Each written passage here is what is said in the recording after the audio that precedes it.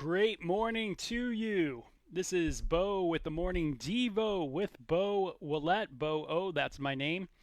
And you can always check out the archives of these devotions over there at the YouTube channel that'll show up there. It's just my name, Bo Willette. Check it out. We are going through Bible books in our devotion time, and we are in the book of First Corinthians right now. And we're just going to continue through the summer and into the fall and into this winter, and we'll just keep this going and see how many books of the Bible we can get through. We started this last year when the lockdowns occurred, and we thought, hey, this would be a good opportunity to do a morning devotion. And a devotion style study is not so in depth, kind of looks at the big pictures of the verses that we go over and try to apply those to our lives in a devotion type of way. And some of these passages are more theological and intense, and then some are less. Hey, Brian, it's good seeing you this morning. Really glad you're in here. Really fun time though. It's always good to have a devotion time, and it's super fun for me to do these with you. Well, we are in another kind of holy ground place this morning, 1 Corinthians 13. A lot of books have been written on this chapter. If you've ever been to a wedding, you certainly have heard this passage before. But I want to just start it in chapter 12, the very last section of that, just so you get the flow of really what God's intending for us to grab from this passage on love. And it is a very challenging passage. It really is a revealer of our heart. Some people are going to read 1 Corinthians 13 and they might respond in a, wow, I'm doing really good type of idea, type of thought. And that really reveals something about their understanding of God and their own nature. And what I mean by that is when you understand the holiness of God, the more you realize that you're not holy.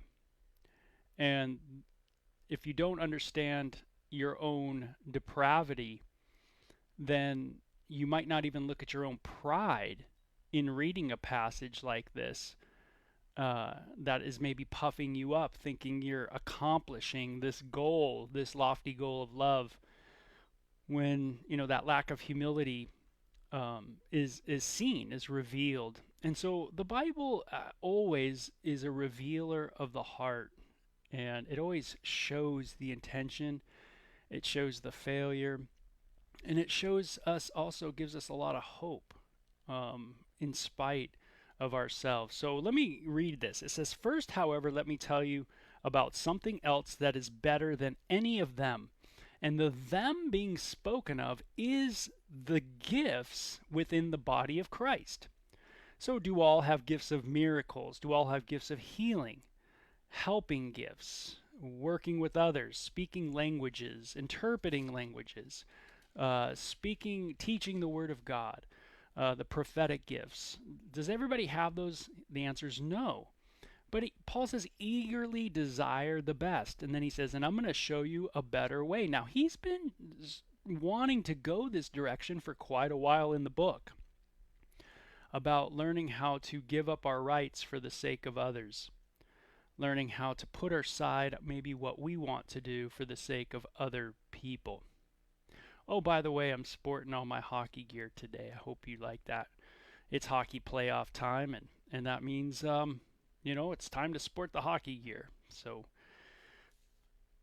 Paul says, hey, there's something even greater, something that needs to be involved even in all these gifts that you have, you Corinthian church people, And it says this, "For if I have the gift of being able to speak in these other languages without learning them, and could speak in every language there is in all of heaven and earth, but didn't love others, I would only be making noise." So Paul is saying, hey, if you don't have love, this kind of better gift, remember he's talking about the gifts. What did Corinthians boast in? They boasted in the gifts. And they thought they were jamming, they were doing awesome. And yet they weren't just loving. And you have to look at your life and go, do I love people? Now, he says here you can have this amazing spiritual gift, but if you have not this lack of love, then you're just making noise. Making noise was something, by the way, in the Corinth church that was a popular thing in the mystery religions. You'd go into those services, and it was a lot of noise making, a lot of clanging, a lot of uncontrollable languages being spoken, unknowing languages being spoken, a lot of blabbering. Um, and and so this is what the Corinth was used to anyway. They were used to this kind of mysterious kind of religious service. Paul says you can have all that noise going on. You know, you could turn up the volume, you could have all the great worship music in the world, keep turning it up, turning it up, turning it up, because we know the Holy Spirit loves loud music, right? I'm just joking with you. But Paul says, hey, it's just noise if we're not loving. Man, that's challenging. If I had the gift of prophecy and knew all about what was going to happen in the future, knew everything about everything, but didn't love others, what good would it do? Wow, you can have all the knowledge of knowing everything, even the future, what's going to happen, all that knowledge. But if you don't have love, it is nothing. What would it do? What good would it do? And the answer is nothing. Even if I had the gift of faith so that I could speak to a mountain and make it move, similar to what Jesus said, right? If you have faith as a mustard seed, you could say to this mountain, move, and it will it'll move right over. He says, even if you have that kind of faith, but if you don't have love, he says, I would still be worth nothing at all without love. Man, that's powerful, and there's a lot to think of there. If I gave everything to the poor people and I were burned alive for preaching, and I like how he links this, you give yourself to be, or you give to the poor, you help out poor and needy, right? You do all that great philanthropist work, and you're so committed that you even are burned alive for preaching the gospel. Wow. Bing. Right? You are preaching the gospel, and you're burned alive for preaching the gospel, but didn't love others, it would be of no value whatever. Now, this is a radical passage. I don't know if there's another passage in the New Testament that is as radical as 1 Corinthians 13 is. I mean, could you imagine what people were thinking when they heard Paul say this? You mean I can give all my money to the poor? I can be that committed to the gospel? I can be that committed to the gospel that I be burned alive for preaching? But I do not love others, that it's of no value? None. No value whatsoever. Wow. Man, that is absolutely radical. Brian says God gave us his love on the cross along with grace. Without grace, you can't give love. Man, there's a lot of truth there too. Love, grace is a wonderful, it's a gift. The word grace means just gift. And love is certainly a great gift. But it's something to be exercised too. It's something to consciously be aware of and to think about in our life and to exercise it just as we would our muscles. Am I loving people?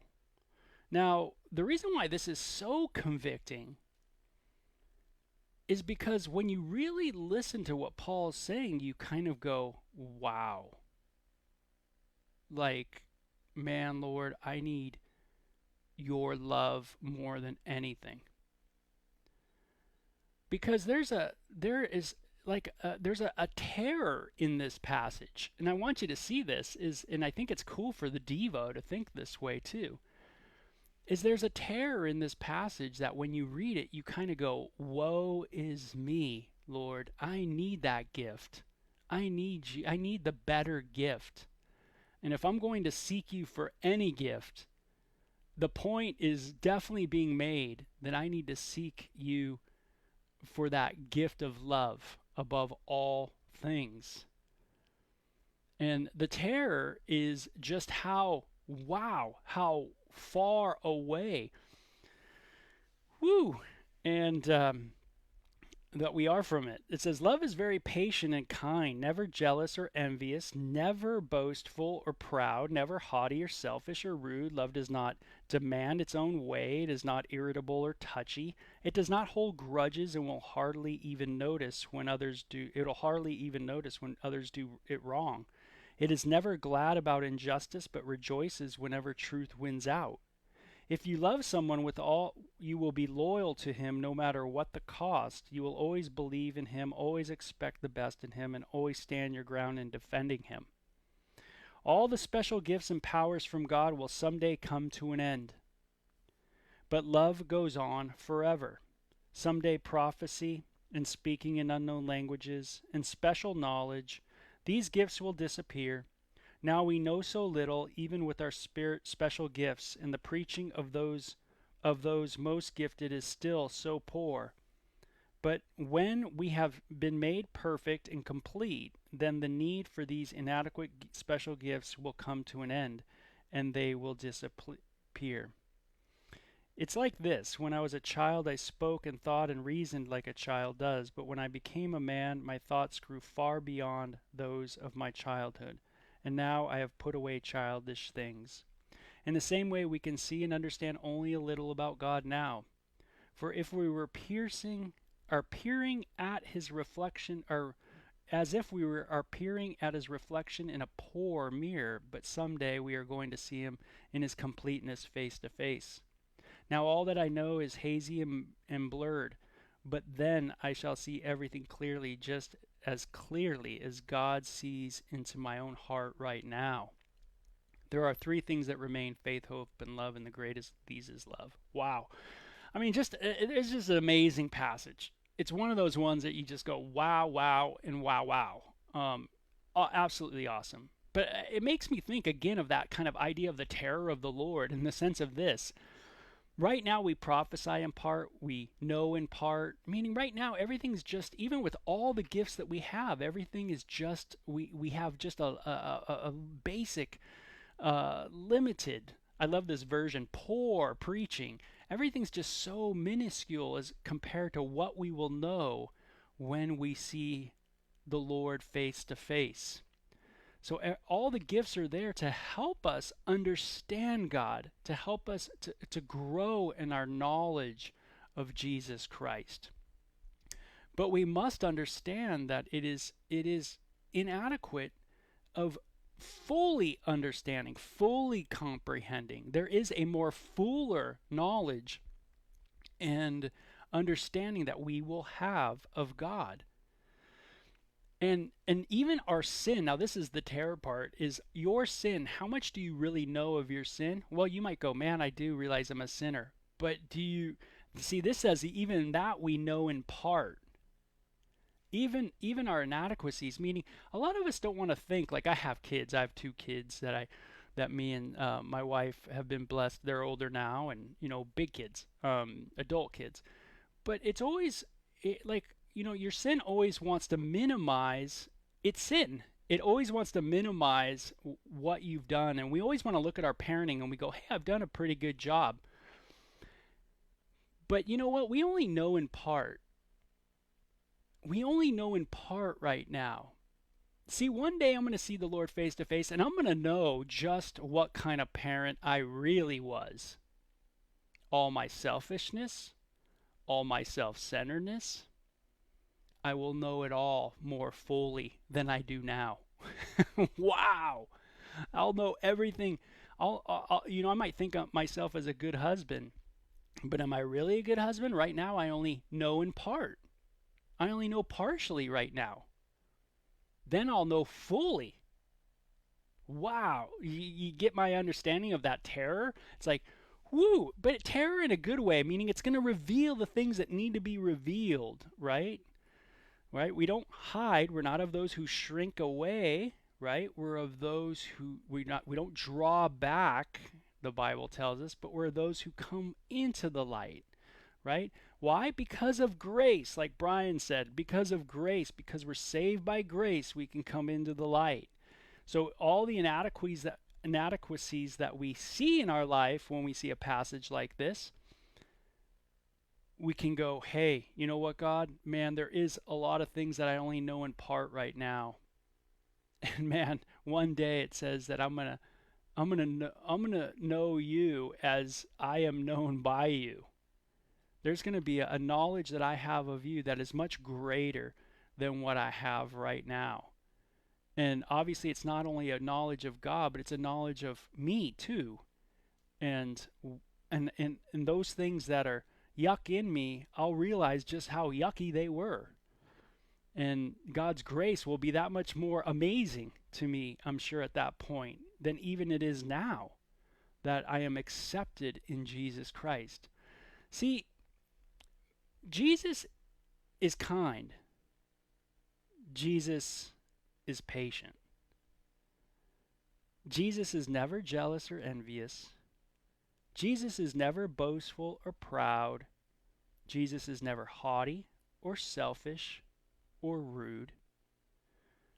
Jesus' love does not demand its own way. It does not seek its own. Jesus did not seek his own, but he sought his joy in the Father and in us. It is not irritable or touchy. Jesus wasn't irritable or touchy. Are you irritable or touchy? Jesus does not hold grudges and will hardly even notice when others do it wrong. That's Jesus. Jesus is never glad about injustice. Jesus is never glad about injustice. Jesus rejoices whenever truth wins out. Man, this is how Jesus was. See, when you put Jesus there, when you put the perfect in there, then you start seeing where even more of your failures. And that's just going to happen more as we progress onto being transformed into the image of Christ. Our understanding of him will grow, and our understanding of our inadequacies will grow. And that's why we're going to need a new body. And that's why we're going to need new eyes. Because we're going to need a new everything, right? All the old is going to have to go. But man, look at your own life. How's your patience? How's your kindness? How's your jealousy? Are you envious or jealous of your spouse? When you hear that they're doing something wrong, are you jealous or envious? Are you not patient and kind? Do you boast or are you proud? Do you think you need to be right all the time? Remember, Paul's been talking about that in this book. Do you find yourself being selfish and rude, harsh, haughty? You think highly of yourself. Do you demand your own way? Do you seek your own? Do you demand it? Are you irritable and touchy? Do you find that you are a creature of habit, and when your routine is broken, then you're irritable? You're touchy if you can't do what you want to do, because really life is about you. You don't really care about injustice. Do you find that you're that way? Do you find that when you see an injustice in the world, you just kind of tune out? Or do you have a heart for that injustice? Do you rejoice in truth? And that's a tough one. Do you rejoice in truth? And sometimes I have to be honest with just where I'm at, honest with my own heart, honest with really what I'm like, really underneath the veneer. See, you can have all the gifts, Paul says. You can have all the special powers, right? But if you don't have love, it doesn't amount to nothing. Can you love? Do you love? This is a special love from God, something we need. Paul says is so important that even when we get into heaven, love will continue. Faith, nope, that will be replaced by sight. Hope, we won't need that because we'll be there. You only hope for things that are in the future. We won't need hope, but love, man, we're going to need that. So read this passage maybe 5 times and just think through it. And think about the wonderful Lord that we serve, and think about our own life too, and do that reflective inventory of, hey Lord, what is there that I could change in my life? How can I be more flexible, more yielded, not so frustrated, not so irritable, those kind of things. Hey, you guys have a great one. Okay, what a fun chapter. Take care. Okay, bye bye.